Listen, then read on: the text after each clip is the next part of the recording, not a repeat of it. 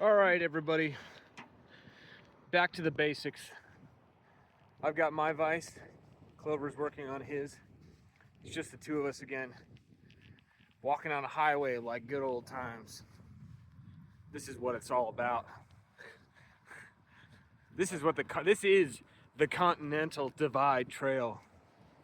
We're leaving Anaconda, Montana. The smokestack itself is over there, where many hundreds or thousands of men worked and melted things until they died. Toiled. All day. Yeah. I've given up caring about laws or honestly appearing like we are not white trash homeless people, because we're like being white trash, nobody else wanted to actually walk the road out of Anaconda, so we're alone now. We can't break the footsteps at this point, though. We made it all the way to central Montana, and it would be kind of a waste to fuck that up now. So here we are. It's going to be a insanely awesome day, I think, of walking on here on this highway for the next, I don't know, 2 dozen miles. I don't know when we get back on dirt, but it's not going to be for a while.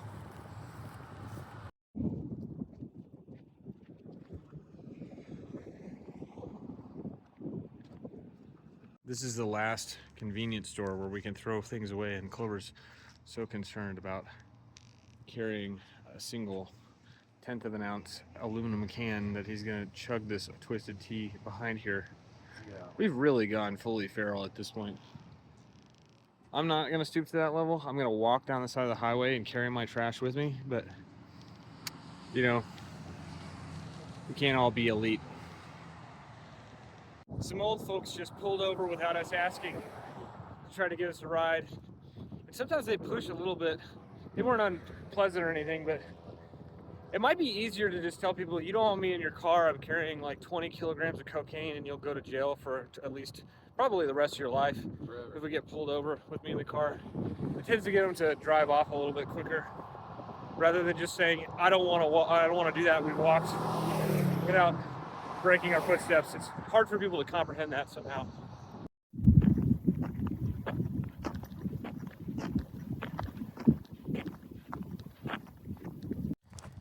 Kind of an interesting fact. We looked up why this town is called Anaconda. I don't really know why the guy who founded the mine out here felt like it was applicable to this place, but he was apparently a soldier in General McClellan's forces in the Civil War. One of the news pundits at the time described them as something like an anaconda that would strangle the South. And the man took pride in being part of that, I guess. And when he founded the mine, he named it after that concept. So somehow this harkens back to the Civil War, all the way out here in Montana, of all places. Yeah, I really like going through all of these areas where it's like a fascinating to kind of see where you're going and read your map and you see in front of you, like, oh, you have to go over that pass over there. And yeah, it's like on a lot of trails, it's like mostly the desert, I guess, sections where you get that, because it's really like a lack of trees, I believe, obscuring your vision, right? But on this trail, you have it in the Boot Hill, you have it in like other parts of New Mexico, you have it in Wyoming, you have it in Idaho, now you got it in Montana. Like, so I've actually been here before. About a decade ago, some friends and I were driving down the interstate on our way through Butte. Saw a sign that said Anaconda Opportunity. And I've never seen a sign that I knew spoke to me more than that in my life. We had to know what it was. Turns out it's just the name of the two towns here. Nothing really that exciting. But we just drove around and looked around. Learned about the smokestack and things like that. I guess I should have probably mentioned this on the way into Anaconda rather than on the way out. But never, it's better late than never, I guess.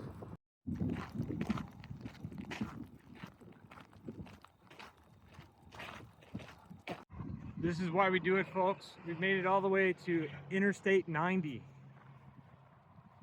In our tour of American infrastructure, we've made it to the northernmost interstate highway in the United States. It means a lot. Crossing this interstate is a truly momentous occasion and worthy of celebration because we are now in North Country officially. Clover did make an interesting observation. People here really don't like signs. Every single sign is peppered with bullet holes. This one's cool because whoever shot this shot directly at the freeway. So I'm sure the people driving down it enjoyed that.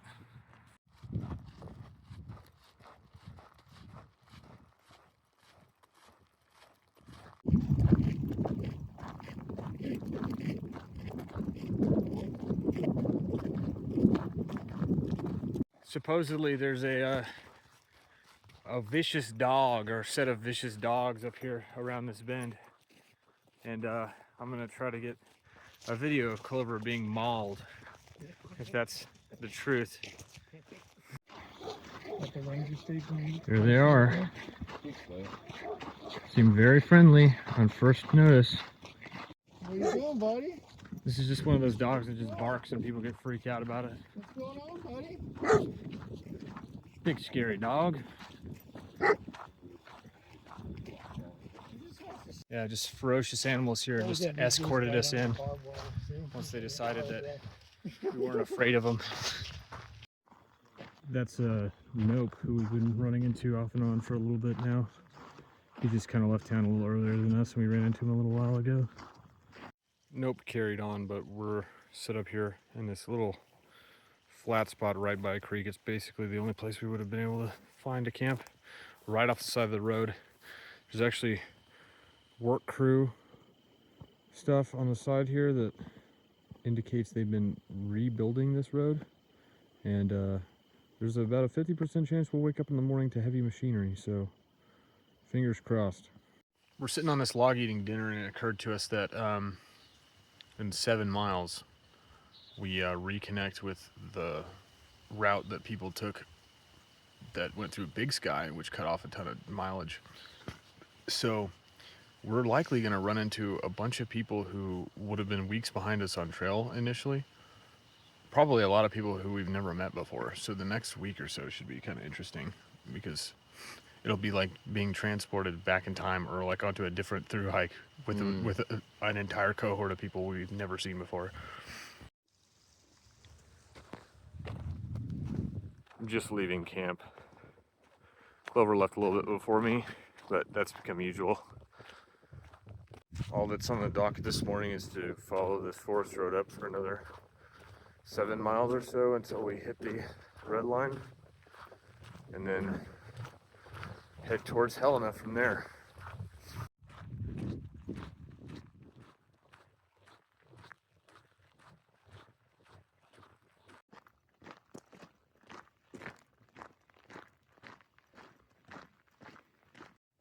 Well, back on the red line now.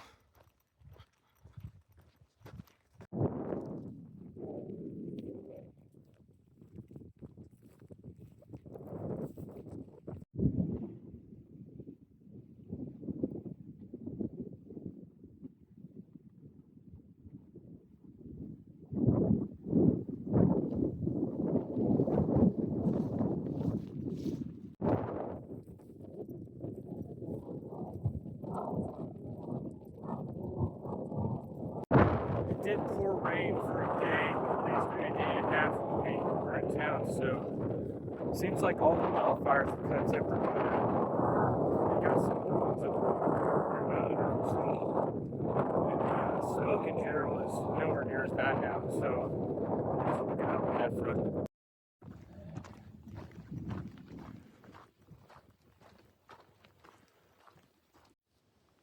Clover's smoking a real cigarette this time, trying to figure out his navigation.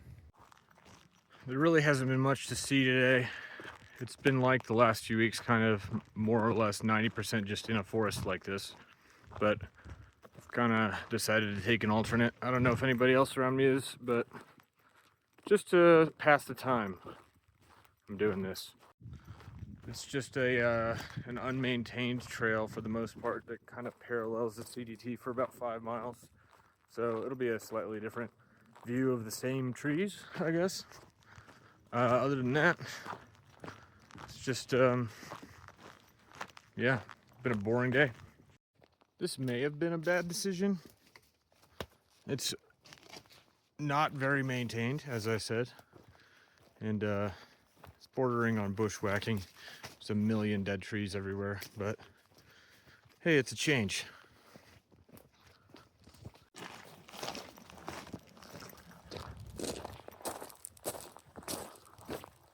Guess I'm supposed to go this way. Yep, this is terrific. I'm sure I'm saving a ton of time by going this way.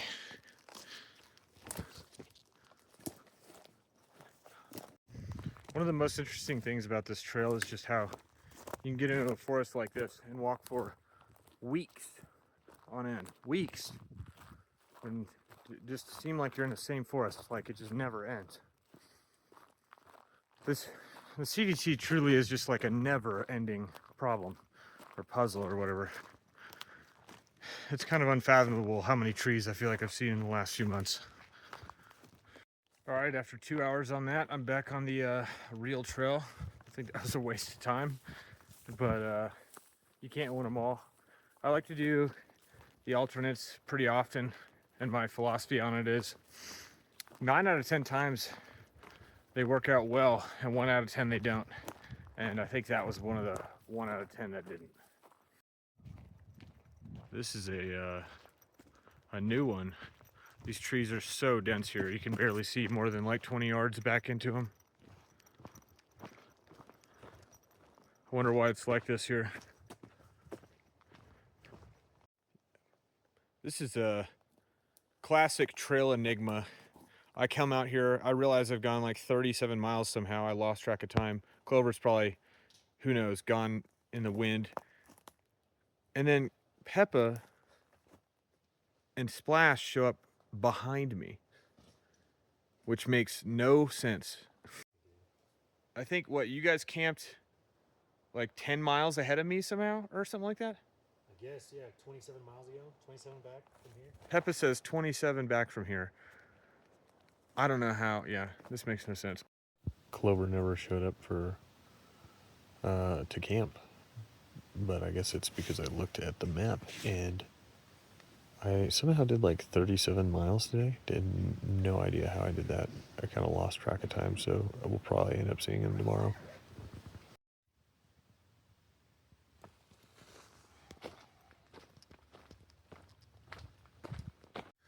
Clover came by our camp this morning and apparently he camped like 0.3 miles before it, so I don't really know how that happened, but it's probably miscommunication or something.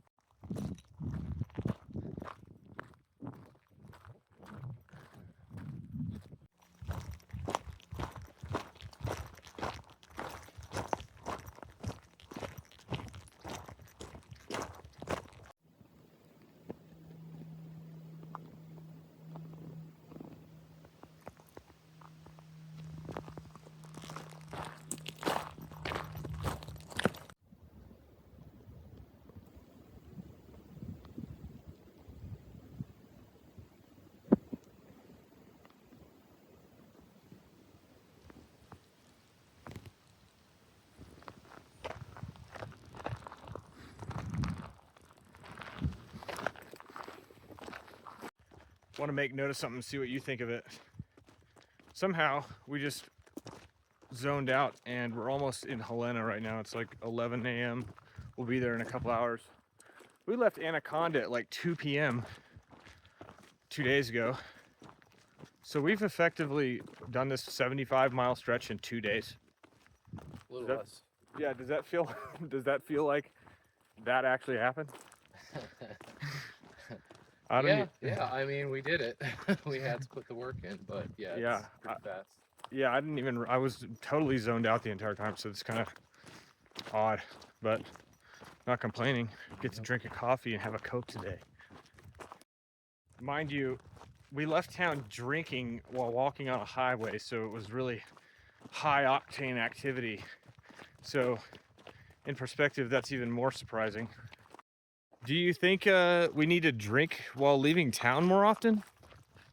I mean, if it wasn't for that thing, I would have ran out of water on that stretch coming out of town because I wasn't paying attention. So Flawless logic. either I Truly. could pay more attention or Truly flawless.